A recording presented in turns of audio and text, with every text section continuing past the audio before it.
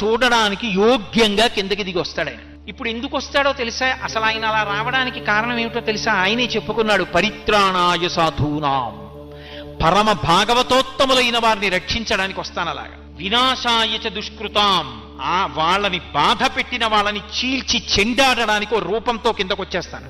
అంటే ఈశ్వరుడు కూడా ఉద్వేగం పొందేది ఎప్పుడు అంటే, భాగవతుల జోలికి నువ్వు వెళ్ళావా ఆ హింస కట్టి కుడిపేస్తుంది, ఈశ్వరుణ్ణి దింపేస్తుంది భూమి మీదకి.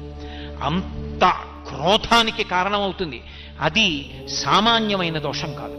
అందుకే ఎప్పుడైనా సరే భగవంతుణ్ణి నమ్ముకున్న భక్తుల జోలికి వెళ్ళేటప్పుడు 1కి 10 మార్లు ఆలోచించుకుని వెళ్ళు అని చెప్తారు. మారీచుడు రామాయణంలో రావణాసురుడితో మాట్లాడుతూ అంటాడు, సీతాపహరణం చెయ్యి, సీతాపహరణం చెయ్యి అన్నాడు.